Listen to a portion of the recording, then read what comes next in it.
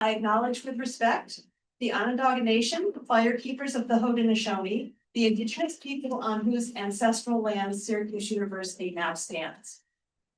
So, well, this is our 10th annual Ann Litt Memorial Lecture. It's astonishing to me that it's been 10 years already. I, as the resident, about oldest person in the nutrition programs and resident historian, I knew Ann. I met her many years ago at our food and nutrition conference. When I was an assistant professor, I was walking around with my name badge that said Syracuse University. And she was, for those of you, our students who've been to Fancy, she was in the member products marketplace with one of her books. And she struck up a conversation and we chatted, and I came back here and said, I met this wonderful woman. And she does sport nutrition, which we had a lot of students interested in, but at the time we had zero faculty expertise on that. And we managed to arrange for Ann to come here and give a lecture. And it was really a wonderful experience. She was so gracious. SU had a big event going on that weekend, and there was not a hotel room to be found anywhere near Syracuse. So she stayed out in the country near where I live in D&D. And we really enjoyed having some time together. So we are very, very grateful to her family for funding this lecture. And they also fund scholarships through the Academy of Nutrition and Dietetics. They had those Academy scholarships have supported 24 SU students or program graduates in pursuing dietetics. And I especially wanted to acknowledge her son, Jordan, who is here with us today.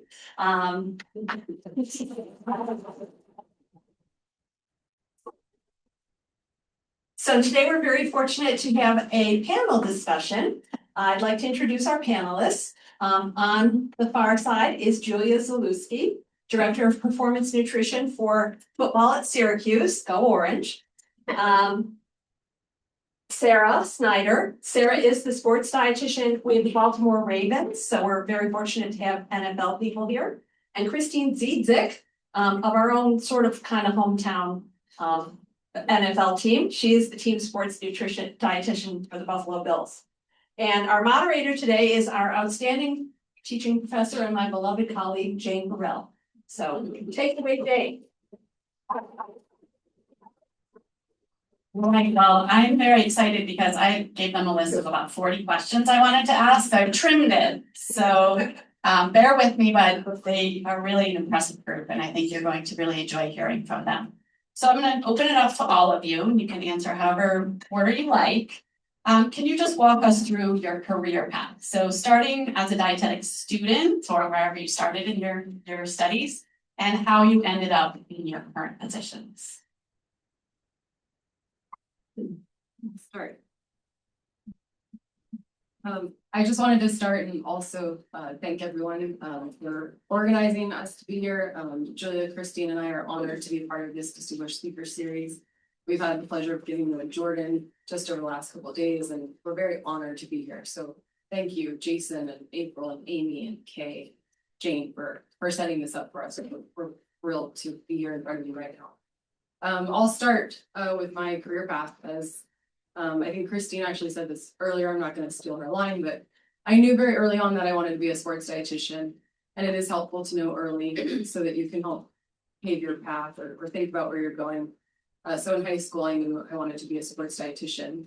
I grew up as a swimmer, and as a swimmer, it's just a matter of millimeters and seconds of winning and losing, or getting first, second, or third, or fourth, depending on who you are. And so I was using nutrition in high school and even before that to try to leverage some edge.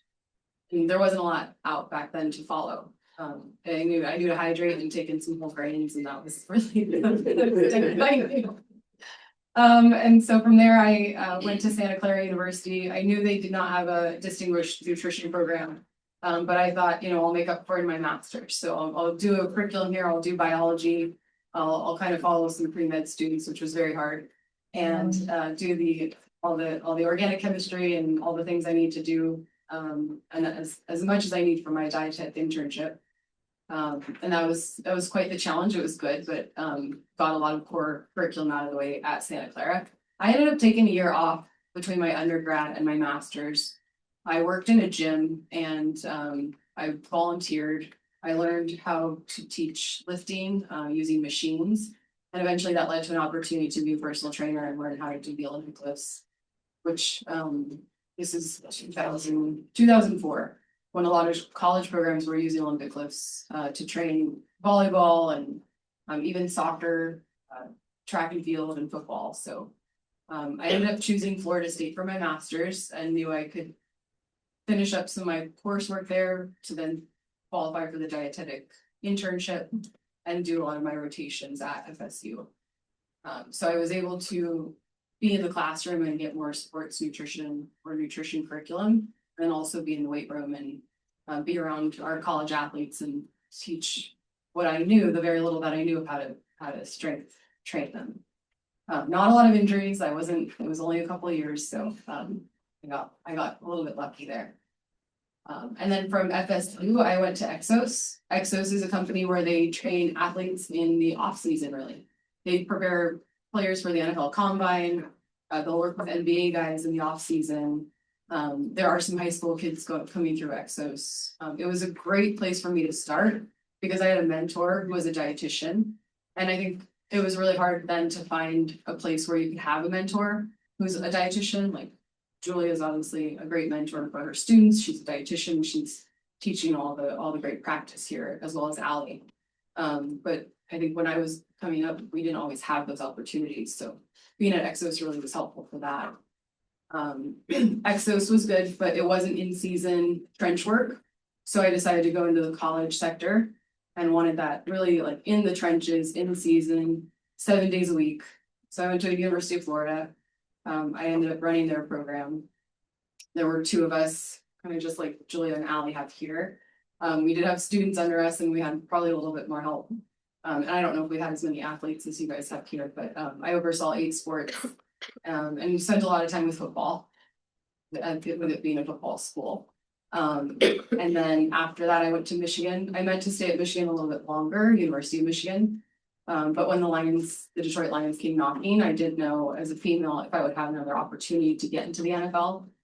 So I took that opportunity. I left Michigan after just being there for a year during Jim Harbaugh's first year. And then went to the Detroit Lions for 3 years. And then it was a new program there. I helped set it up and establish it. And then the Ravens wanted to open up their position and invite a dietitian to come there and start the program. And it was a great opportunity. It was an elevation and role. So I took it and have been there ever since. So this is my longest stint in a place. It's 7 years. I just finished my 7th year with Ravens this past season. And it's a good opportunity to continue to grow and learn more as we start with a new head coach and new structure, new staff. So yeah, that's it in a nutshell. So I think everyone, the cool thing about this is that you'll get different stories from everybody. There's different paths. I did a biology undergrad at Falk College and knew that I wanted to go into healthcare, knew that I wanted to potentially go into nutrition. And so I decided to work as a diet tech for 2 years in between going to grad school, and also basically was taking a few nutrition classes on the side so I could go into a grad school program. And this is around 2014, so right when deregulation of feeding happened for NCAA. So there's a lot of change, a lot of people getting hired, a lot of programs hiring dietitians. And so at that time, it was kind of perfect segue to figure out what program to go to for grad school. And for me, I talked to enough dietitians in the field at the time that University of Utah was the right spot for me with their coordinated program that they had there at the time. And so I just knew that I wanted to help. I was an athlete myself, another swimmer. And so I knew I wanted to help athletes, and it seemed like the right path for me, and I loved eating. So it seemed like an easy transition. My mom was a dietitian prior as well before she switched her career to being a teacher. And so to me, there's a lot of interconnections, and Utah was the right spot for me to choose to continue to become where I wanted to become a dietitian. They had actually had a coordinated program specifically for sports nutrition. At the time, there's only like 1 or 2 programs in the country. And so perfect fit. got great experiences there. To be able to even work with the VA in my rotations was a great opportunity clinical wise. So different background than I expected. And then I did a Gatorade SNP program. I was for those of you that aren't familiar, Gatorade funds sports nutrition immersion program. So it's for new dietitians or entry level dietitians in sports nutrition that want to get into the field or have had some undergrad experience or opportunities under that. They're actually going to now be a full-time dietitian in sport. Still want mentorship, still want guidance, want to grow, want to learn. And I did that at Northwestern University. Me and Allie are really grateful we had the opportunity to host a Gatorade SNP. So we'll have another dietitian on staff this fall. So we're really excited for that.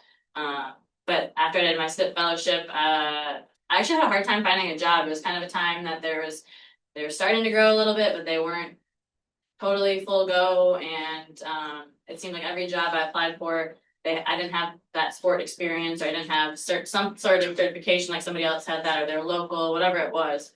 So I ended up going to New Mexico State and trying to build a program there for 6 months until I was hired at the University of Tulsa. And that was my first big girl job. I think that you have an opportunity to learn from a lot of different people at that job, and you have the opportunity to influence a lot of students, and that's really gotten into the mentorship side of things. And from there, I went to University of Arkansas. I kind of decided I wanted to go specifically into football at Tulsa. I'd been there for 2 years, and I was like, you know what? I really enjoy this side of things. I really enjoy making an influence on these young men, and I think there's such a need, and I really like seeing how they go from when they come into with us to when they leave with us, and then to see them potentially at the next level or whatever they end up doing. So that to me is really what made me go straight into football at the University of Arkansas. And then through staff changes, I ended up being let go at the University of Arkansas when a strength coach was let go. And I think it's really a pivotal time to be able to also speak about it, because in our field, it's not always it's becoming more not popular, but it is something that can happen to you is being let go. And so I think that it's not always talked about as much. So I think just being able to say, yeah, I was let go, but it actually gave me time to pivot a little bit and discover the tactical side of things in our field that is such an untapped side of things, and is growing immensely right now. Because to serve those that serve our country, I think is extremely important. And I really enjoyed working with that population. But because I love also working with athletes, I had the itch to get back in. And when this opportunity came, I'd known Allie, had interviewed with her at another job in the past, and I felt like it was the right fit for me to come try to continue to get back into this thing that I love doing, which is football. Now I'm here. And you'll tell right away that my journey begins a long way away, a long time ago. So I studied a bachelor's degree in Australia. It was a combined nutrition and dietetics program that graduated you as a dietitian. Our systems are slightly different, but that was a long time ago, and I, like Sarah said, wanted to be a dietitian, and a sports dietitian specifically in high school was my favorite local rugby league team. Having seen the dietitian and what she did on a behind the team program that I was watching one day. And then I learned all about it, as much as I could about it and how to get there. And now Australian Institute of Sport was our national institute. And the nutrition department was run by Professor Louise Burke. And they offered one placement every year to one young dietitian who wanted to be fully immersed in sports dietetics. And so one of their policies, though, is that they wouldn't take any students or any dietitians unless you had 1 to 2 years of clinical experience. So I was pushed into the hospital setting, which I actually really loved and learnt a lot from. So after my 2 years there, I applied for that fellowship role and was able to get it. So I spent 2 years under Louise Burke with also Gary Slater and Liz Broad, who spent some time in the US at the USOC a few years ago. And from there, my journey in sport hasn't really stopped. I was with the AIS for about 6 years, and I worked, I'm pretty sure, across every single sport, from our combat center all the way through to, men's soccer at all sorts of different levels. but really fell into roles with our rugby sevens program, which had just been named an Olympic sport back then. So after a number of years doing that, a stint with the ARU in their development program, which is our sort of pathway for high school athletes through to our national rugby program, some work with a professional AFL team and a couple of rugby teams. I really wanted the chance to work overseas, and there was an opportunity in Toronto, Canada, at the Canadian Sport Institute, which a colleague put my name forward for. So I was able to move to there because in Australia we have sort of quite a saturation of very well accomplished dietitians in sport, and so at CSIO I was able to take some sports like track cycling and rowing, which were taken by like very well established and experienced dietitians in Australia, and I just sort of wanted to spread my wings into some really serious Olympic sports. And so I was able to help prepare athletes in Canada for the Rio 2016 Olympics, which was a huge privilege. And then a few years later, as it happens in sport, the world is really small, that I was connected with the chief medical officer of the Buffalo Sabres and Buffalo Bills. And in 2017, when Coach McDermott came to the program, he wanted to change the way nutrition was integrated into our program. So I was initially offered a job that was divided part-time with the Sabres hockey team and part-time with the football team. So I spent 6 years basically doing everything and nothing, putting out fires, running around, just completely crazy, until a few years ago, Brandon offered me the chance to go full-time with the Bills. So I'm about to enter my 3rd season full-time with the Bills. There's lots of ups and downs and roundabouts in that whole story, but that is the general trajectory of how I'm here today with 2 American children. Well, I see some very common themes, very focused, driven, flexible, resilient. I think that kind of describes what it is like to be a sports dietitian. So I want to pivot a little bit. So I want to ask you guys, we'll start with the excitement of game day. Like, what is your job like on game day? What kind of roles do you play to support your athletes? So I mean, I think it's gonna be different. You'll hear some differences too. I mean, I think the main thing that we do, at least for me, is just making sure that I see guys either having access to the food that they want to have access to, and just making sure that they're available and hydrating. We actually, this is the first head coach that I've worked for that has specifically asked us to do hydration testing on game day. I don't necessarily. I think that we also do it only on home games on game day and on Fridays on away games because of travel. But so we'll do hydration testing, we'll do a pregame meal. Some of my students are very familiar with what we do on game day too. But I think it's different for everybody, right? Priority is going to be their hydration and fueling. So just making sure that they are coming to pregame meal. I have a lot of guys that might not eat a ton of pregame meal, but they'll eat a lot of breakfast. So I'm probably very similar in certain areas there, but it kind of just depends on the time of your game. And so really you could have some downtime, you could not have some downtime. I'm lucky enough I have students that'll set up for us at our stadium. And so they'll get everything set up fuel and hydration wise. They also are the ones that help keep everything packed the week before and get it on the truck. So I think it's mainly just trying to monitor and not be, you had said something about, there's times of year that we don't want to be in their face, right? So you want to make sure that you're just kind of there and present. If they have a question for me, great. I'll make mental notes about somebody maybe who didn't eat or wasn't eating that much, that sort of thing. And then obviously game day, when you're at the game, you get to the stadium, there's going to be certain things that guys want food wise. So knowing that, same thing like when you're out on the sidelines, certain things that guys have that they want to eat or have access to after a few, maybe they had a really long drive, they had a lot of plays. So making sure you're kind of keeping track on that, or if someone is live tracking GPS and they make note of some of those things, kind of day to day, or excuse me, not day to day, but moment to moment with the drives. But and then obviously we are responsible for like post game meal as well. So making sure that that is arrived and has everyone's food allergy needs tacked as well. And then just making sure guys check in the next day is probably like the last piece of your game day. for us as much as possible. So just checking in is a big piece, but not being in their face, because again, this is their game. You're here to support them and their goals, and sometimes they might realize after like a game or two that they do want to have some more support at certain times. So just being able to provide that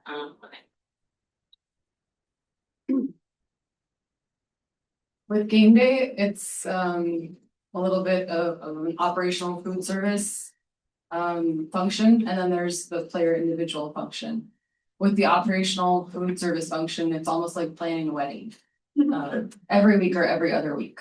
When you're traveling to another state, you're coordinating with the hotel, menus for an arrival snack. Our snack is like a big spread. So it starts at 5 and it goes until about 9, and you can get everything and anything at this snack. The players can also go grab dinner if they want to get out of the hotel, and that's kind of nice for peace of mind to just see the outside walls of the hotel and relax a little bit before the game, the night before the game. And then breakfast and pregame are obviously on game day. Unless it's a 1 o'clock game, then you'll just have a pregame meal. So there's a lot that goes behind the scenes with operations and the dietitians coordinating all this food, making sure the menus are right, making sure everything's there. The documents are very long. I mean, how many pages are these? They're CEOs are 40 pages, and you might get one a week or 2 weeks before, and you're reading 40 pages of a banquet event order. And then you do spend a lot of time in that banquet room as a dietitian. You're there when players come in and grab food at any point in time. They're looking for hydration or whatever it might be. So when we're on the road, home or away, a lot of times I feel like I'm in these hotel banquet rooms for a while. And when a player comes in, I can help them. And then on the individual side, the individual player side, you know, it's one of the best things we have about our job is we get to work with these 70 unique individual people, and they're all very different. So it's never a one size fits all. It's so unique, and when you appreciate all this individuality, it's one of the best parts of our job. It's just to see all the differences of people, where they're from, might cater to what they choose for their foods or what's familiar to them. When you get to know them for 5 years, you see them, you know, eat the same cereal and protein shake as a snack, and you know that needs to be there. There's just so many little nuances that you get to know being around them as people. And then when it's actually game day, it's really fun to be this team behind the team and be supporting in the way that we can. A lot to echo what Julia said, like we're there to support what they need. We're also competitive, obviously. Like I don't think we would put this much blood, sweat, and tears into our job if we weren't competitive people. Trying to help these guys be as competitive as they can be. So you're making sure they just have all the things, even in the locker room, as they're getting ready for the game, or, you know, whatever brand of snack or food or flavor, or, you know, it's one player likes Gushers without the red flavor. Well, that's what he likes. So you're always making sure you have, and if you don't have things, that's a loss. That's not a good thing, but you'll learn. I mean, once you don't have that item and the player's looking at you and why you don't have their item, and like it's probably never gonna happen again. And then just the excitement, you get to hear the anthem, and you're out there and you're around this really high intense energy that I don't know where you get this from. I mean, I haven't been in the military. I don't know what that's like. I know it's not this is a little bit different, but it's quite exciting and it's undescribable. So we're there and we're fueling the guys as they need things. Some players may have not eaten enough for the morning breakfast, and they're hungry in the middle of the game, and you know, you have all the things, you have their hydration, you have their snacks, you have them ready to go. And then halftime, we all come into the locker room and we're giving out things, we're running around, we're having them see it, because they're not thinking about it, they're thinking about the game. So you're staying out of the way, but you're also just delivering really carbohydrate sources for continued sustained and quick energy, and then making sure they stay hydrated. If you're playing in Miami, I mean, you're working really hard. Like you're probably working overtime if you're working in some of these places that are hotter with more of a humid climate. With dehydration monitoring, we do some weigh-ins each week. So we'll weigh, I think a lot of teams do weigh-ins for you guys, a weekly weigh-in. So we were doing ours on Fridays. I don't know if we'll continue that, but that weight on Friday helps me kind of have an idea of where they're coming in on Sunday. So I can see, are you really light? If you are really light, is it from like maybe there was a GI situation or you know, you just didn't make up for some of the calories that you expended throughout the work week. So we have some time to make up for those on Saturday and right before the game. Friday and Saturday, really. So that's kind of our way of just doing some type of monitoring and making sure they know that too. Just weight can be a it can signify if we might be low in water. It might be other things as well. And then there's the post-game recovery like Julia talked about. And then there's the day off where you're trying to text them to remind them to like take care of your body, be intentional. There is sleep and rest that's absolutely required, but there's also nourishment of the body. So when we say the word recovery, yes, it has a lot to do with the modalities that are around the building, but it also has to do with food and nutrition and giving yourself the building blocks of those muscle fibers so that you can recover this day after the game and be intentional about it. Great. I mean, I think between Julia and Sarah, they covered everything, but my motto on game day is basically it's when all the pieces of the puzzle come together. And I always want to sort of think about making sure I'm everywhere for everyone, but that I'm never really remembered. And just the mentality that they also mentioned about being there as a supportive person that's adding to the player's performance, but not actually being in the way of anything or in front of mind for anyone. I think that if you've done all of your planning through the week and you have things set in place, that really game day, like you can be adding to the energy and be part of that moment rather than really sort of, you know, doing your job, because our job is technically done, you know, throughout the week and the whole season. Okay, so you kind of led into my next question, was that's game day, right? That's like logistics and being there. And I love how you're saying just support them without being in the way, right? You're just helping it better. But I'm wondering, you're all dietitians, so you've had medical nutrition therapy and many science classes and such, and you've all alluded to different things here. But I'm wondering how you use medical nutrition therapy or therapeutic dietary interventions for individuals and what that might look like, how that could be offered, maybe some of the nutrition concerns that different athletes might have. I can start. So our players at the NFL have to go through an annual physical every year, and that's usually a time when we stop and reflect on their whole physical health. And so that usually is the jumping off point if the player is new to the team, or if we have rookies coming in, where we can go over a lot of their biomedical data and then some of their performance data or body composition data to really assess where the player is at, and then also sync up with our coaching staff and scouting staff about what we are trying to get out of that player and what role that player is going to play for our team. And so then as a performance team and as the dietitian, we can then collaborate and decide what are the priority areas for this player. For some players, it might not be nutrition, might not be way up on their list of things that they really need to take care of initially in their first year or two with us. But if it is, we can then factor in. So if we have players who have dyslipidemia, we can talk about ways to manage that while also maintaining a high body weight perhaps that they need for their position, and ways we can also mitigate some risk when it comes to something like hyperlipidemia. Our players are, I'm sure Sarah would agree, but she can, I guess, say if she doesn't. I think our players are so unique. It feels like they are like one in a million, that some of the things that you would expect to see from them from a biomedical point of view or from a health point of view, it doesn't actually translate into what they actually are as an athlete. So I guess I'm trying to say that you would maybe think that a 390-pound person is not necessarily going to be healthy, but in fact a lot of their markers can be leading that way. So I think genetically they're gifted and they're meant to be football players to a certain extent. And so there are things that surprise you when you do see players that might not fit your sort of regular healthy person image. Yeah, I would absolutely agree with that. Sometimes I'll talk to my doctor and our team physician, I'll say, what are his lipids? They're fine. Are they on what scale?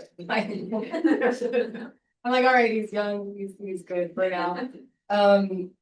But yeah, I've worked with a diabetic, we've had a lot of GI. I'd say GI issues can be problematic just with the anxiety and the nervousness. You're really trying to help them understand digestion and how they can optimize that to eat the right things before practice or before training. I with the diabetic that we have on our team, he's well versed in his own care. He's definitely been through the things to learn the hard way of how to take care of himself in college. But I definitely want to make sure I have all the things that he needs to keep his blood glucose stabilized. And watching even his practices on game day of he does use a monitor regular days, but on game day he does like to prick his finger. And you know, we've had the conversations of how efficient that is when you're in the middle of a game and you're coming out between series and you're taking the time to prick your finger and see where you're at and then adjust.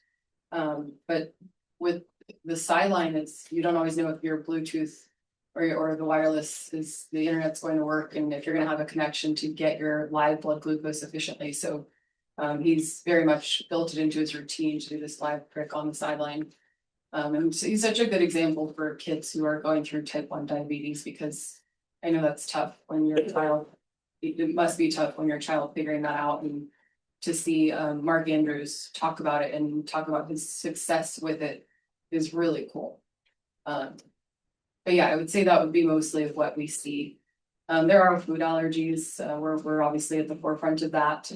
And we trying to make sure players stay educated. I mean, I've had players in college and I've had players in the NFL have reactions because they trust something and they didn't think it had whatever a tree nut in it, and it did.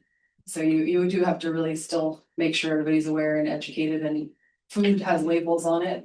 That's always helpful. So yeah, I would say that's kind of my experience with them mostly.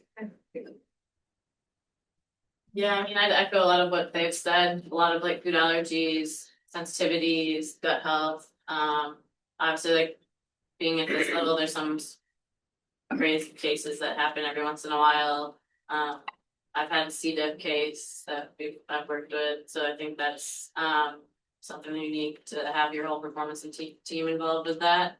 And so we have GI specific like Crohn's disease. So like there's a lot of stuff that comes up, type 1 diabetics. I'd say like the biggest thing that we would see in terms of long-term like chronic side of things.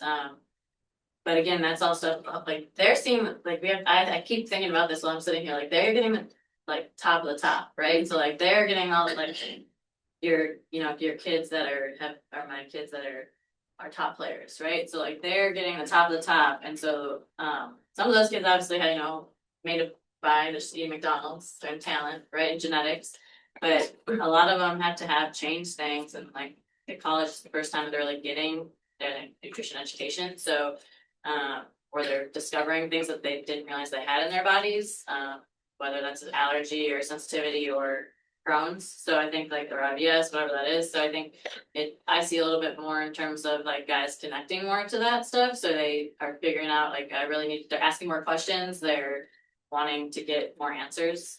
So I definitely think between like your biomedical data and biomarker data that we are collecting from vitamin D to the bids, I think like those are the biggest things that we see.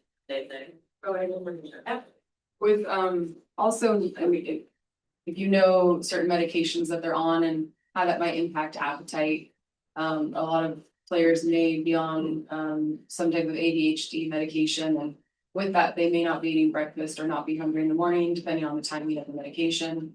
So that's something that like I feel like I've become more versed in over the last 10 years, just trying to be aware of who's on some type of medication that might impact their appetite, and then help guide them through that, whether it's maybe a smoothie in the morning over solid foods, or just trying to strategize when they take that medicine. Great. I love to hear those stories. It really shows, I think, how important it is to have all the background and courses that dietitians require in their training. So it's not simply just what to eat and that sort of thing, but going with the behavioral science and physiology with it. Which leads me to the behavioral science part of things, or how do you, so you have athletes of different levels, different backgrounds of nutrition, knowledge or education, you all talked about their unique bodies and different needs. I hope you can comment for me on how are they coming to your like buy-in, or if you have to have an athlete change eating behaviors, how do you approach that? And how do you get them to sort of understand, not just understand why it's important, but the actual behaviors that motivate them to make those changes? I mean, Christine alluded to this earlier. Like she, for a couple of years has just really seen a player in the building and just saying hello for a couple of years, and then the player gets injured and now they're together much more. And I think through those couple of years of really just acknowledging each other and saying hello, hi, how are you doing? That builds that rapport for when they do need you, that door is already open and that relationship's already established. So I definitely resonate when you say that it's about this initial getting to know the person and taking an interest in them as a human being. And I think once they know you care, that's a huge piece of it. I mean, if you're just doing your job to do your job and you're just executing and you want them to weigh in and weigh out to measure hydration status and you're just trying to get a number, I don't see that working. And I probably tried that approach in my younger years. And then as I've gotten to learn and grow in my profession, it's, I really want you to take care of your hydration and understand this so that you don't fall out and you don't have to go through that. I mean, we care, we're a care team, our athletic trainer, our strength coach, our dietitians, our sports science, like we are here to care for these guys as they go through some of these really rigorous things, practices and lifts and games. It's a lot. So once you have that rapport and show them you care, I think you can create that buy-in. And then, making sure they know that you're not judging them. As dietitians, I think people want to think of a judge. And I think we more want to create, and we do create understanding. For my player who likes McDonald's and eats McDonald's, and the other players are saying he always eats McDonald's. I'm not judging it. I'm saying, you know what, you're getting a carbohydrate, you're getting a protein, and your body comp is staying here and it's staying consistent, and you're doing these other things that are really good too. So this is okay right now. This is not a bad thing. I know everybody wants to judge it and say you shouldn't do this, and it's it's not such a stigma around it. But if we count the macros, this is catering to what you need in this moment. So just try not to have judgment. And I think I would just say, adding to that is that I think, so as the dietitian, I sometimes find myself in the role of being a little bit of a translator and a little bit of a gatherer of all information. And often players are getting told, like, we need you to be stronger in the weight room, or coaches are saying, we need you to be bigger to have more momentum, or we need you to move in this particular way. So I think all of our, I feel like all of my guys know that I'm not telling them to do something for the sake of just doing it or to be healthier.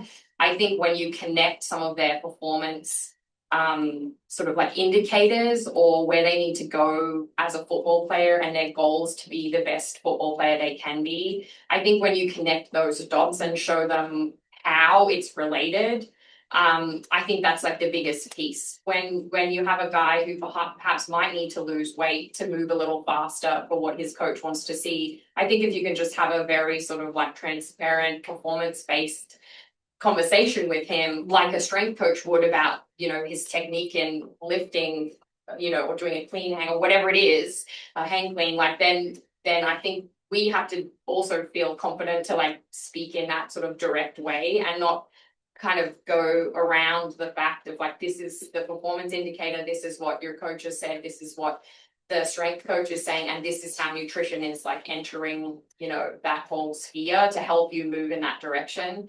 And I often do a lot of motivational interviewing with a lot of my players where I'm not actually telling them what to do very much at all. It's I come in, we discuss, and then we walk through what do you think? How do you think that's going to help with this particular thing?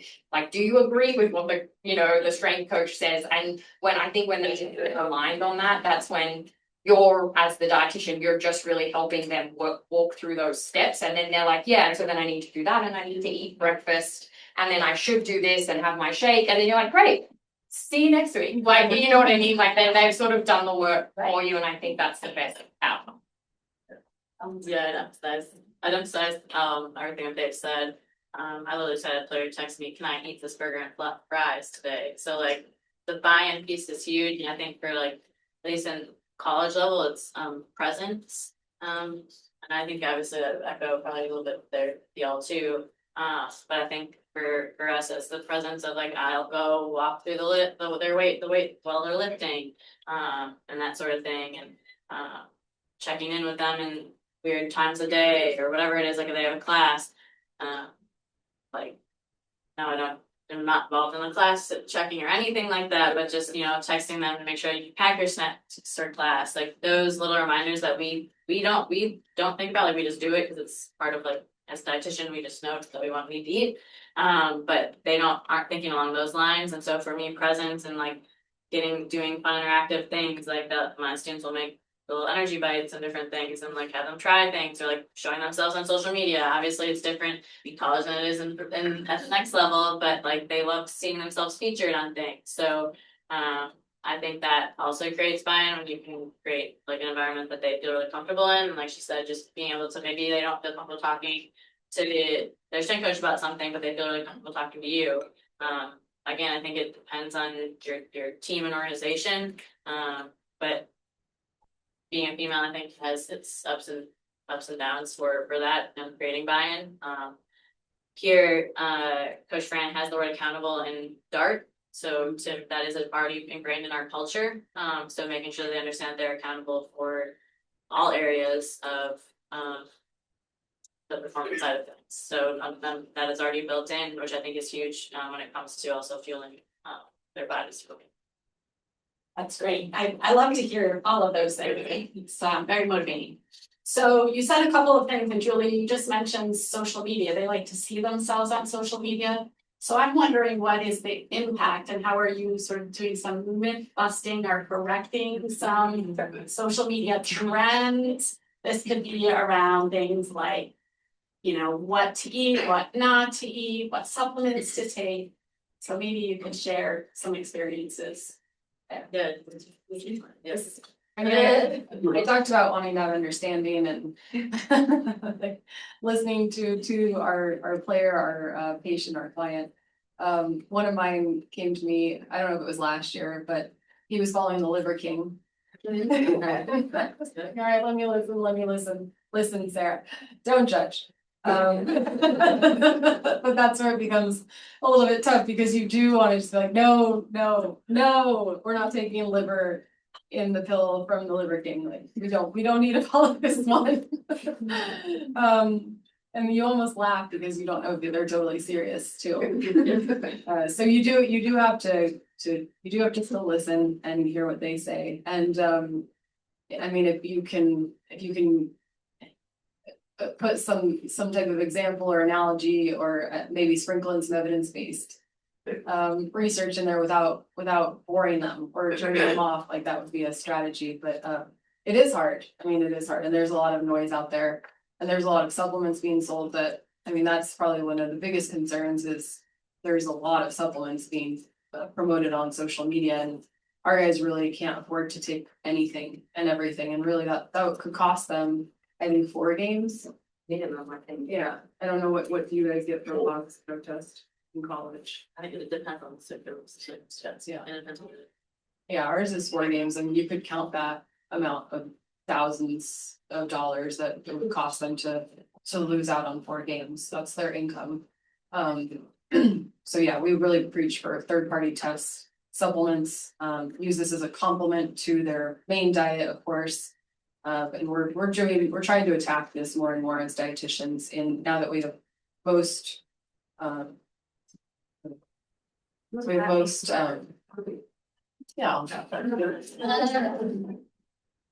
we have a lot of dietitians that we see now. It's okay. We don't mind. The mention of supplements as a word. I would just say like this is a really I think for dietitians, aspiring sports dietitians in the room, this is like a really, really important reason why you should all have a very good foundation in science and the application of science and the human body. And not that you're going to sit and argue with a football player about the science of it, but I think if you have a really clear understanding and stay abreast of like what is trendy and what is the next up and coming supplement and what is out there when it comes to trends, it is very helpful to stay on the front foot with players. And I think I have, you know, like I have, I guess, two ways to kind of that I try to tackle this. One way is if someone comes to me with something that sounds a little odd and it's not on the side of like supplements or something that's going to be actually detrimental if they do it, but it's say like I want to do, you know, intermittent fasting and not eat for 18 hours in the day. Then sometimes, you know, I will listen and I will hear their sort of justification of why they want to do that and get an understanding of where they're coming from and what they're trying to achieve. And I'll either sort of gently direct them into a like, this is a really good way to try and do that instead, and sort of put a little bit of sort of like some bumpers around what they're trying to do. Or I will let them be their own test dummy and say, okay, great, here are some things I want you to think about. Here are some things I want you to test. And in 2 weeks' time, if we're in a non-important time of the year, go ahead and do it and tell me how it goes. And so I think like sometimes leaning in and letting them sort of realize and feel all of the things that maybe doesn't work that well as what the bodybuilder on Instagram says it the way it's supposed to work. So that's definitely one strategy. And then the other thing I always try and pull them back to is like, I understand where you're coming from. I see what you're saying, but the information you're getting is it's not from an NFL player either. Like we're not trying to have washboard abs and be 360 pounds like just a massive human. Like we're here to be functional, not fashionable. And so I think like reminding the guys of like what the detriments might be to them focusing on aesthetic and going down that route, like what kind of impact that might have on, you know, how they turn up in the weight room every day, how they recover every day, and their ability to like repeat a high level performance day to day as we go through the season. Yeah, that's great. I'm wondering, Julia, can you comment for college students? Because I teach a big intro nutrition class and they all they share their trends with you, and they all want to bulk and get, you know, lose fat and, you know, have that washboard abs. Yeah, I'd say there's still a lot of that. But like I'd say I mainly get questions about like, oh, TikTok shop says like this. They're pretty good about like not bringing that to us anymore, but they'll still bring in like they'll still send supplements, and with NIL, like there's a lot of stuff like, I mean, same thing with like brand sponsorship so that they can choose to do that if they want to. Sometimes I'll have players if they really like they're really bought in, ask me about it. Hey, like this brand reached out to me, like what do you know about them? Other times they're just going for it. But and I want that, but I'd say I see like a lot of questions come from my stuff, like mainly supplement side of things for social media. Or like, hey, mainly this guy in the league looks like this, so I gotta look like this. Or my buddy is in the league and they do this and that sort of thing. So I'd say that I get see more of that than anything else. Or like we've got a few guys that are TikTok, you know, they like to do their TikToks, so we have some do a little social media like that, but they get involved in it. But I'd say they, for the most part, I don't have anything like super crazy. But yes. Yeah, no liver cake, just a lot of like random products that are going to be done. That's great. Okay, so I have two more questions for you. The first one is, can you tell me what it's like being a woman working in a male sport with male athletes, a sort of male industry, and just how do you navigate that, and how do you promote your being and success and that? I'll start. I guess I think for me, it's always been, how do you want to be seen professionally? Like this is like our career. Like we want to make sure that there's a clear distinction. I remember that's one of the first things that I was when I was at grad school, and wanted to make sure that there's, you know, you're so close to their age, but you're still, this is your start of your career, and if you actually want to do this, this is how you need to distinguish yourself, kind of separate yourself from that. And just thinking professionally along those lines. And I think like being a male, I don't honestly think about it a ton every day, because just knowing how I grew up competing and wanting to be like competing against other kids growing up. I think for me, it's just making sure that that as a woman that you're still in, I think you had said something about inclusion, and making sure that we're still included in things as a huge thing. And I think if you're already doing your job well, you should already be included and have a seat at the table, and making sure that how you talk about the data, how you talk about the player, and how you talk about what the goals are for your department, is pushed forward, and just setting kind of the standard, how you want to be seen and how you want to be ran from like the day that you get into this is really important, for at least that's kind of the mindset that I've taken, and just making sure that everyone feels included and safe is really important too, as females, and leading, and mentoring young females too in a male sport. Yeah, I think, I mean, if you're doing your job, you're working to your ability, you're working hard. I'm very big on continued growth and learning, and that can't be stagnant. I want to keep growing, keep learning, whether it be from Julia, Allie, Christine, teach me all the things. Doesn't matter how many years you've been in it. So we obviously take our careers very seriously. It's not a daytime job. I mean, this is an absolute career, and we've moved various places to be where we are. So we do take it really seriously. And I think when you're truly caring for your athletes and trying to help them, they can see that you're serious about this. And then you can build respect from there as they see that day in and day out. And that also, we were talking about this earlier, our colleagues also, I mean, our athletic trainers, our strength coaches, we have great rapport with them, and that, helps with inclusion. It helps with building respect amongst each other. They respect us, we respect them. We're hearing each other. It's always good to be very close allies with your strength coaches, your athletic trainers, your sports science team, because those will be the people that lift you up. And then we talked about this also earlier, coming into an organization that values everybody and includes everybody is really important. So when you're interviewing, those are things that you're looking for. You're looking to see, how are people treated in the building? What are the values? Steve Bisciotti is the owner of the Ravens, and I've learned so much about him since I've been at the Ravens that I didn't even know when I was on my interview, but seeing what he does to give back in the community is really important to me. That is seen in the news that when we were going through COVID, I was seeing all these good things that he was doing, and it made me feel really good about where I work. And then he started his business as, I think it was a temp agency. So he really values the employee experience.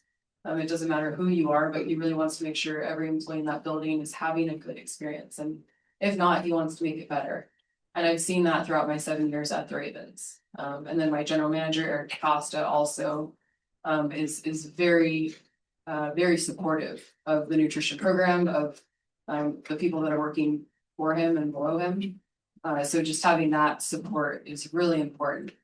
I don't think I've always seen that at the places that I've been at. So to be somewhere and feel that makes me feel really good about going to work every day. And it makes me not really want to go to any other team.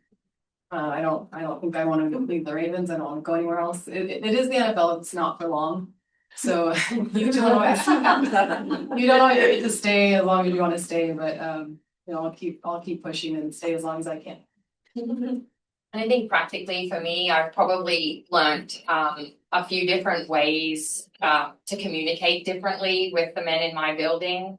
I think players are one thing, because I think as a dietitian, I have a lot of skills around counseling and creating relationships. But I think with management and with maybe other heads of departments who are men, I think I can see how we often do communicate very differently. So I've tried to be much more aware of that while I'm in conversations. And I mean, I know it sounds like super nerdy and weird, but like I sometimes try and take a moment to reflect after I've had some tough conversations and write some notes about the experience. And, I really shouldn't have, stood up at that time, like that was a bad thing to do because I think it made things, uncomfortable. Or like I try to do a little reflective practice when I have some tough conversations. And I think over time, obviously, like I've been in a lot of different sports in a few different countries for a lot of years. And so I think I've become a little better at being able to sort of react and respond to the type of energy and the way I'm being communicated to. And then I can sort of mirror that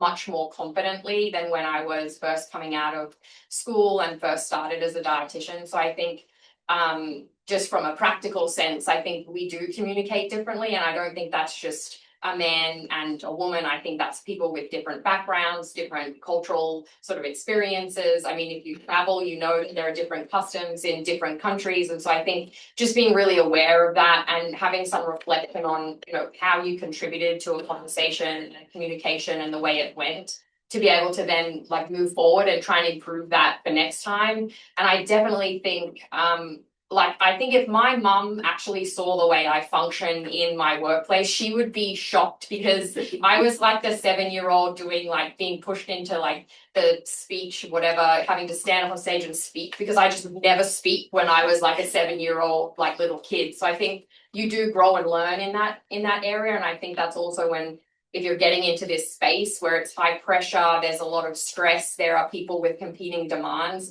having a mentor or someone you can debrief things with to get some feedback and to make you like feel okay if things didn't go perfectly every single time you communicated with someone in your building, it's super helpful. So I think just really honing in on your own sort of awareness of those experiences, and then also really understanding just people communicate in different ways. And the most important lesson to learn sometimes in sport especially is it's just not personal. It's not actually about you. And I think that's like a healthy reminder for us. I feel like I get that probably every week, but just like that's a good thing to think about going into that space. So much wisdom here. You guys are very impressed me very much. So I want to, we're going to open up for questions in a few minutes, but I have a lot of students who are interested in sports nutrition.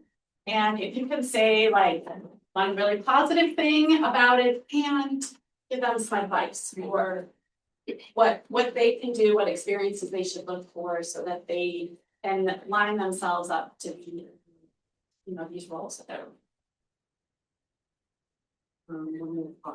One really positive thing. I think it can be very fulfilling. The position that we have is very fulfilling. You get to help people. You're around this really ultra competitive environment if that's what you love. And there's a lot of fantastic energy around. When you lose, it's not as positive, but that's part of the game. And like I said earlier, I think always working to grow, like trying to be open to growth and learning in as many opportunities as you can. Be open to that, have those doors open, because you don't know who you're going to meet or what you're going to learn. Just simply coming here to Syracuse, like I've learned so much about the program and where it may go and the people. And I mean, just I'm really excited to be here and have had this experience just over the last 24 hours. And see Christine and Julia and me, Allie. So yeah, I think being open to growth. When I was in my 20s or even 30, I don't know if I was as open to growth. Like when I was a director at Florida, I had a really big leadership role, and I don't know how open I was to learning how to be this leader. I know I could have been better retrospectively, but I think I thought I had it figured out, and I did not. And now I'm in a space where just teach me the things, and I want to learn, and I want to keep growing. Yeah, I mean, I think she had reiterated like a lot of what I tell them, like, don't be afraid to ask questions, like positive. Basically, you're gonna grow, you're gonna learn, there's gonna be times it's fast paced, slow-ish pace. But I think just ask the questions, don't be afraid. That's always the biggest thing that I think you can learn from, and that's like even just in this environment, being able to ask each other questions, things like that, I think is huge. And just being open and knowing that there might be some days that it's not like the funnest thing you have to do. Realizing that someone didn't take out a trash bag and you're like, we gotta get that trash out of here, we got recruits coming through, that sort of thing. Just little things like that, it's not all glamorous. I think is the biggest thing, like, you're gonna see the headlines every day that are gonna be those glamorous headlines, but, food isn't always pretty, and so, just thinking along those lines and being willing to, get your hands dirty when you have to get your hands dirty, I think is the biggest thing, as well. I think the exciting thing is that there's probably never been more demand for like nutrition information. We've already discussed like the terrible information that just people decide upon because they just think it up in the moment. But I think like that we have such a thirst for personalization in terms of health and longevity, and nutrition is really like still a very young science. So we still have so much to learn. So I think like this is like such an unbelievable time to be studying nutrition and trying to, like just think about the future and where it might go. I think there's going to be a lot of demand for really good quality nutrition information and practitioners and people who can really contribute to the field, whether it be in sport or whether it be in research or wherever it might come from, even, you know, on the food service side and that side of things. So I think it's really exciting for you all to be, like really in the thick of that.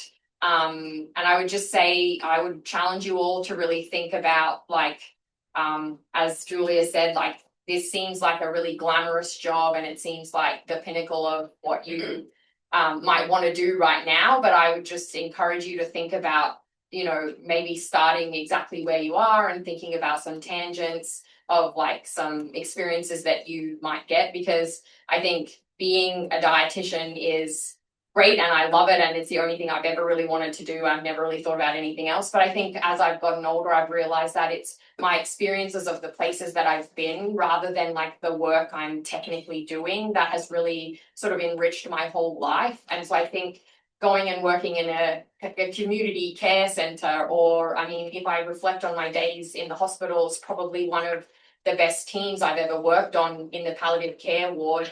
And so I think I would just really challenge you to think about like what you want your sort of life experience to be, not just what you want your career to be, and to think that there are so many tracks that nutrition and paths that it can take you down, that sport isn't the only one and professional sport isn't the only one. Similarly, I think about, you know, managing my tennis players who are like 14 years old and watching them make, you know, opens and do that sort of thing. That age group is such an under-resourced area for nutrition too. So I would really encourage you to think outside the box of just like, oh, it's the NFL, oh, it's the NBA, oh, that's the only thing I ever want to do, because I'm just a kid from Brisbane in Australia and I'm like working for the Buffalo Bills, and I honestly wouldn't necessarily have dreamed it that way. And so you just never really know where things might take you, and you should not be afraid to maybe go off course a little bit. Yeah. Oh, wonderful. Okay, so we are going to open it up for questions. I think there is, oh, yes. Dr. Burning will carry the mic around.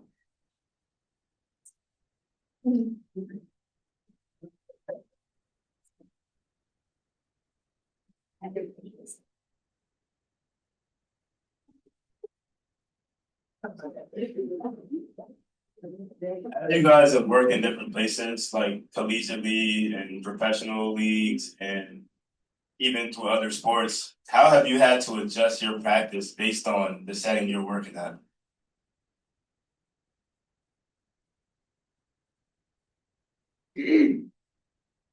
I think I think as you also age and get older and are at have different experiences, you gain, like you take something from every place, or like here's what I would want to like grow differently, so to say, or do differently. But obviously, like for me, I was in the tactical, like I did full like mini switch, right? So in the sense of it's a different sector of performance nutrition.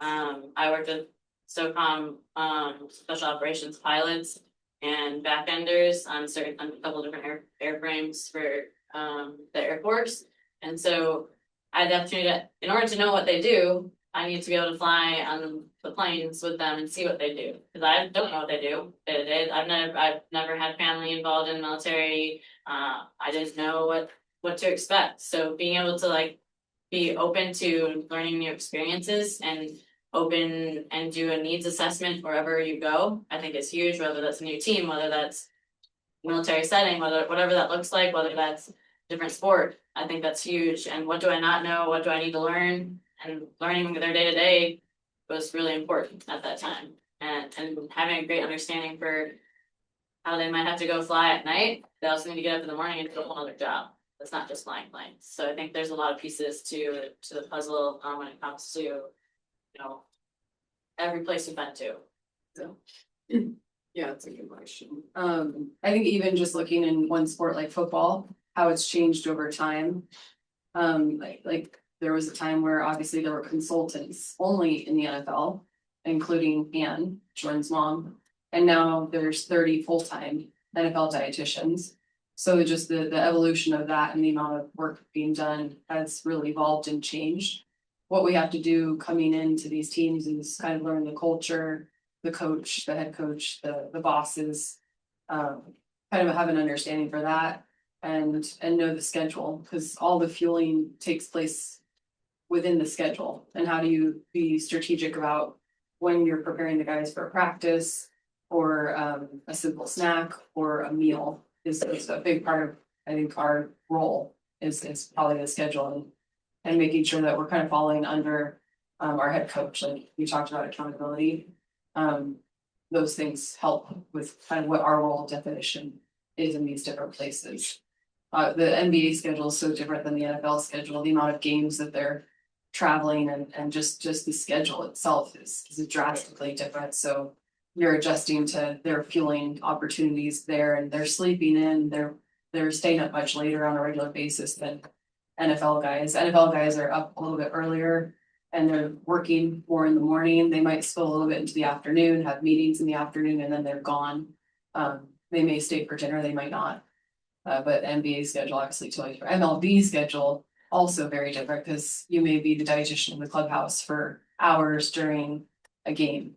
And I have no experience with MLB, so I'm learning more from my new coordinators comes from the MLB, but yeah, and then swimming, having both of us been swimmers, we have a little bit more experience with that, but I mean, that's a whole nother animal. Like there's 2-a-days in college, you know, there's 2-a-days. Is anyone a swimmer?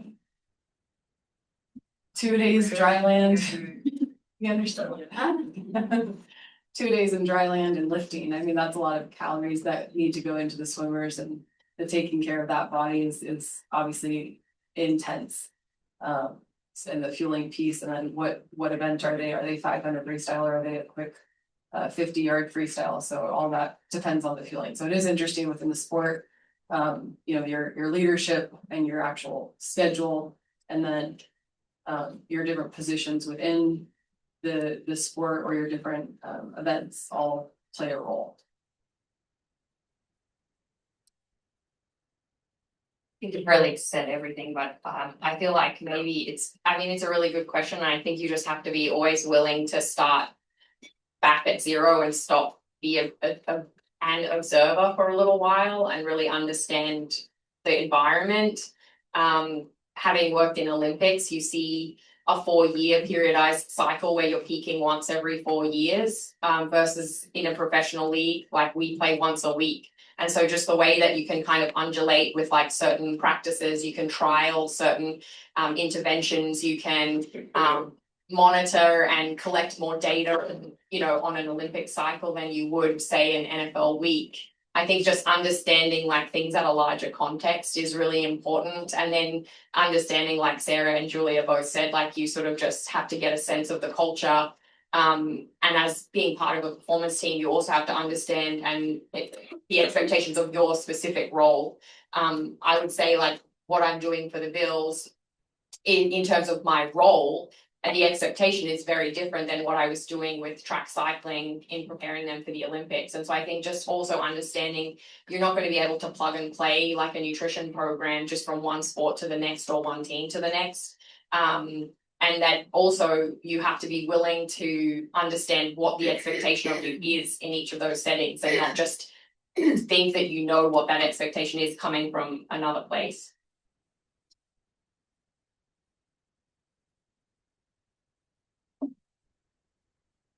I was just curious how detailed you get with clinical assessment. So would you look at, let's say, John, who's your quarterback and who's 250 pounds, do you actually analyze and say, okay, he needs 3,000 calories and 120 grams versus, you know, Tom, your linebacker, who weighs this and needs this many calories and this many grams of protein? Is it that detailed for each player?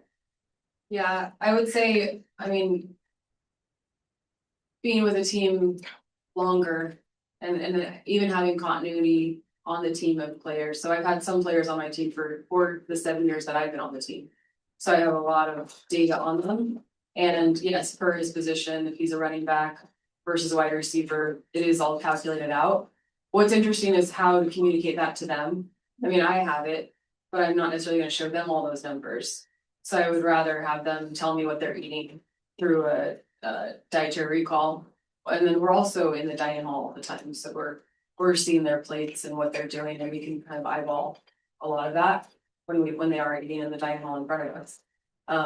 So I take account into that. I do a lot of notes in my phone because a lot of our stuff is not at a computer. We're not sitting down and having 30-minute consults. Some of us call them drive-bys where we are just, you know, talking while or talking in passing. And you do have to make the note in your phone to go on to that and put it in their chart ultimately. But yeah, I will have the numbers, and then I have them communicate to me what they're eating, or I see it, or I'm giving them some tips of how to increase whatever macronutrient that we want to increase, or if we want to add more fiber, some vegetables. Yeah, I just echo that. Obviously very position specific. I think with the large number that I have on my team, I do have it at least on a general recommendation on a board that I throw out there every now and again, just to remind them of how many calories they're burning, how many calories they should eat roughly for their position, just to give them that general range. Again, if they're not gonna stick to a specific plan, because some of them, everyone always says they want a meal plan. That, like, as we know, and then as soon as something changes, they don't know how to adapt.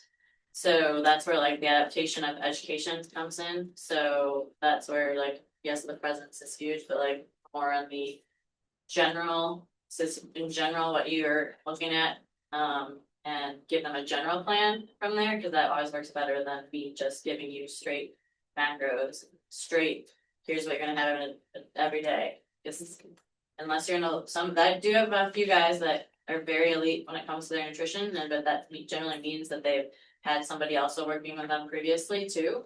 But again, most are not asking those questions yet. Sometimes it's easy when they do have that personal chef or that meal prep where you're just sending the macros to the chef in ways that they can understand it, ounces, grams, whatever it might be. And then the chef is coming up with the product. Yeah, I would say what Sarah says. I think we have the numbers, and I generally keep the numbers, and unless there's a specific reason to share, that's when I will share. I wouldn't start my relationship with the player by telling him how many calories he needs to burn. We would start with much more practical sort of advice if things, and again, it's all dependent on the player goal, where they're currently at, what the coach wants to see, how they're lifting in the weight room. I think we have the numbers, and they're always there if we need them. For example, if someone gets injured, then that's sometimes when I do pull out the numbers, because they all want to stop eating and then they take forever to heal and get better. So like sometimes I do pull out the numbers in those situations. But I think in general, I work in much more just like practical sort of chunks where I can hear what they want to achieve, and then I can immediately locate in their day where they're, you know, missing something, and then to be able to practically put that in, you know, and like Sarah said, keep notes on that. But yes, it can get that specific.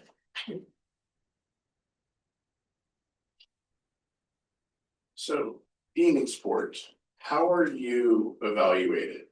Like, I feel like you could be amazing at your job, but if the team is losing, then a lot of that sports stat might be swept, right? So it's like when it comes to things such as, you know, the ability to get raises or that kind of stuff, like when you're being evaluated, are you being evaluated on your actual performance versus how much do you feel like it's dependent on team performance? Would you like to be my agent?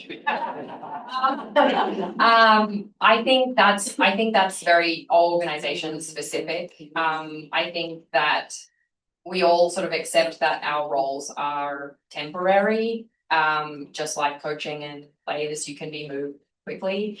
But I think for my own sake and more not from a negotiation standpoint necessarily or anything else, I think for just advocating for nutrition in the space in general, I try and keep a few quantitative sort of stats on like how many players I've seen, what sort of consults I'm doing with them, how much time I've spent with them, and then the interventions that I've had to employ over the season. So I'm sure everyone is very aware we had a lot of injuries last year, and so keeping stats on like what my interventions were, how I was able to intervene, is helpful for me, just sort of both quantitatively and qualitatively. And then I also sync up with the sports scientist, and sometimes the AT is just about injuries and like how we rehab back and like where I played a role in that. Obviously you can't divide it up and say, well, nutrition contributed 30% and this contributed 50%. But I think those things are important. And I think also the reality of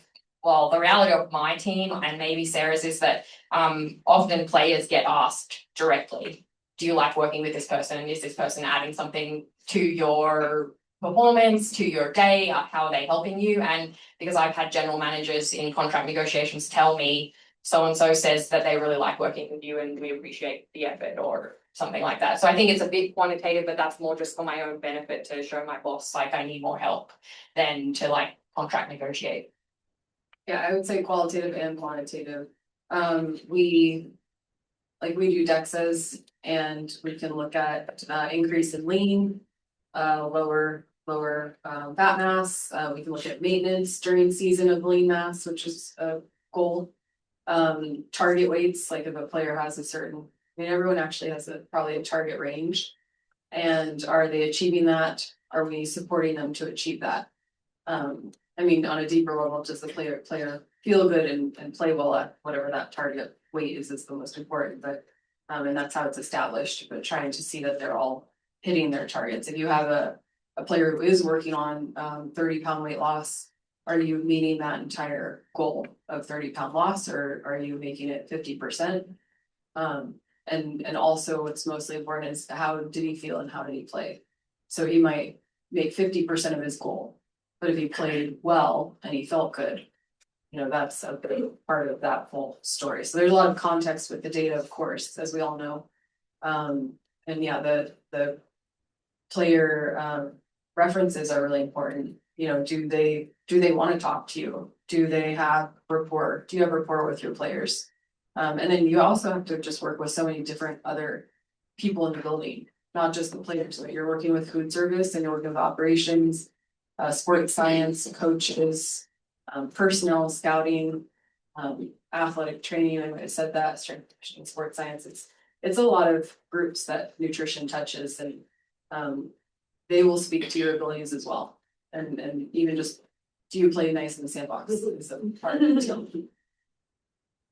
Yeah, I'd echo everything that they said, pretty much. I mean, I think just there's a lot of stakeholders, so are you doing everything to meet with those stakeholders or take them into account? And she had mentioned organization wise too, right? So like what's your reporting structure to begin with, and who are you meeting with, who is evaluating you at the end of the day, as well. But I think the player piece is a big piece for especially for most of us, to have them reiterate that is huge.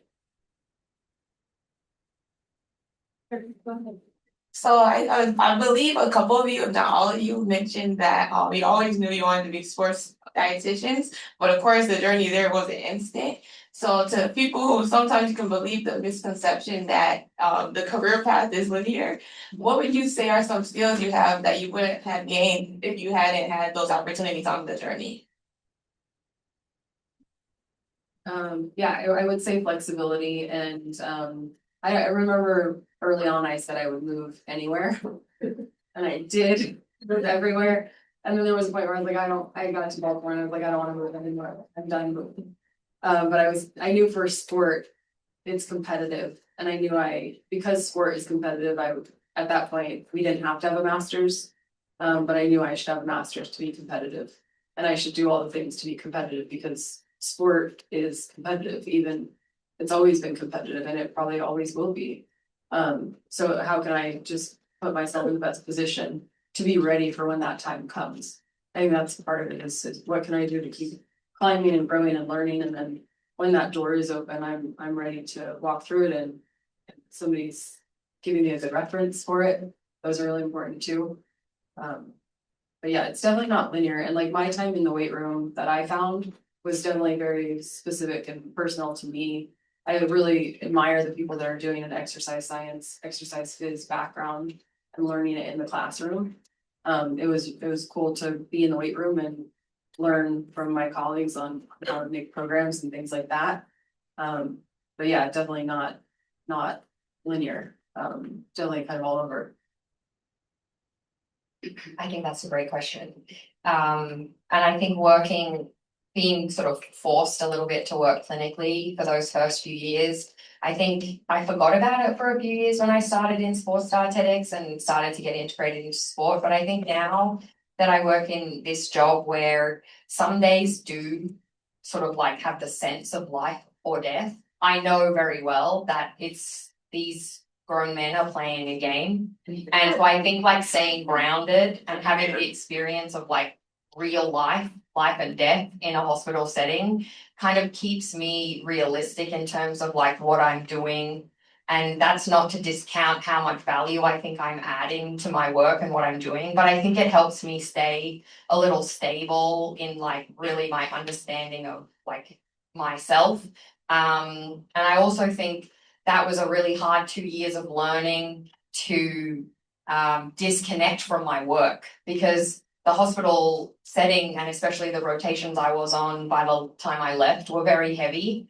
It was people actively dying, people about to die, or people with chronic illness. And I think like as a young 22-year-old or whatever I was, it sort of forced me to make sure that I was able to walk away from the building and leave that work there, because there was a lot of times when that was very heavy and it was hard to do. So I also learned a lot of that sort of reflective practice and being able to compartmentalize and also disconnect my actual identity as a human to my workplace. And I think sometimes with sport, we, like Sarah said, we're all competitive. We want our teams to win. We're so invested. But I also think like having some identity outside of my work is very beneficial for me to actually sustain doing my job for as long as I've done my job for. And I think without my clinical experience and some great sort of leaders that I've had in both of my initial jobs, I don't think I would have done that. I think I would have just jumped into sport and been like, this is the most important thing in my whole life and it's the only thing I'm ever going to care about.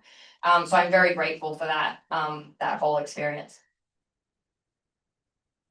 Yeah, and I think like I hadn't had much adversity in like career, like my life, until I was let go of my job. And so I think like that gives you a point to like reflect on. And I think that's a big thing for me. Like you don't really realize like that's not your identity.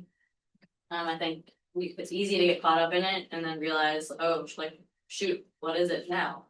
So I think like we all go through that. Like it's easy to like say that now, but like you go through it like where you're like, oh, okay, like I'm not finding a football job right now, so let's go sport. Okay, no sport, like I've always been in sports. All right, this has always been part of the routine. So what do I want to do next? Like how do I refine what you thought was your identity almost. So I think that's the biggest thing is having gone through that, like you're not tied to this is your career, it's not your life. Having a rich life outside of the job is important. Hi guys, I just wanted to ask Julia specifically, as a student who's a Air Force cadet, I just wanted to know like how did you navigate your transition like from the Air Force down to like football and sport, and like what was the most challenging part about it? Like from Air Force to here? Yeah. I think it's pretty easy compared to my transition going into the Air Force side of things, because I knew college had changed a lot in 2 years. It changes so much all the time. But for for me, it was easy getting back in because this was my foundation. This is what I was like built my career on. And so to me, it was fairly easy. It's just learning what are the new rules, what's compliance want in this area of things, what am I able to do update wise, or in terms of NCAA regulations, is there a new movement pattern that I need to understand, a new term when it comes to the game that, you know, yes, I still follow the game, I love the game, so I wouldn't be here if I didn't love football. None of us got to play, but we played, you know, yeah, like, but whatever, yeah, there you go. But I think that's a big piece too. It was just my foundation, and this is what was. I miss the Air Force side of things. I say this sometimes to my students that, you know, there's some days I miss just being able to, you know, to have those like just nutrition conversations with them. But then I got to leave, and that was my day. You know, I'm not getting blown up with and I have burger and fry like all the time. So like sometimes like, do I miss those things? But then you also miss it when you don't have it. So I think it was that part of things was easier for me than actually getting into the learning. That was also fun, but it was also hard to understand at first because there's so many acronyms. So. Hi everyone, sorry.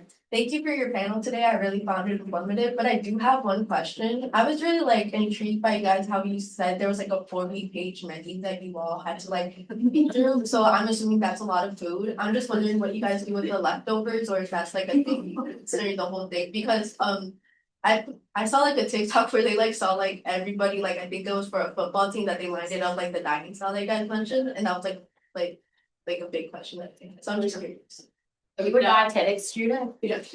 Right, you're gonna be an excellent dietitian. Like I wish I had an answer for you for like, I mean, now you're gonna make me think about how I want to approach this more with, this is my first year at Syracuse. I knew what I did at other schools, but this year was a lot of just on the go, like a lot of it was already kind of set too when I first got here. But I think obviously the hotels all have plans for what they do with food waste. And I talk about what we do with food waste in certain times of the year in our dining hall. But again, I think sustainability wise, there's a lot of improvement to be made. That sounds like an opportunity. Yeah. We are working to do better with our consumption logs, consumption reports. It's a little spotty, but it's definitely something the dietitian pushes to get how many pans of each food that we consume on a regular basis, so then you can let the next hotel know that information. If it is a popular item, they'll go through more of that. If it's less popular, they may go through less, and depending on how it's prepared. But I think that's one thing we're always trying to strive for, is with our food service, teaming up with them to figure out consumption reports. And I would just say, my food service team works really hard to try and reuse as much food as they possibly can. So we feed business staff in our building, and so sometimes if there's a way to save certain items that haven't been put out on display yet, we'll sort of repurpose them and reuse them as much as possible. And sometimes you'll see a similar item sort of repurposed as a different food item on the next day's menu for the business staff, for example. So I think we try our best to try and be conscious to not waste food. But for whatever reason, I remember when I first started, they told me we weren't allowed to donate any food, and we weren't allowed to bring it to anywhere, so which was a little disappointing. But I'm still trying to find ways where if we do have a large amount of food left over, what we can actually do to it to maybe give back to the community. But so far, I haven't found a solution for that.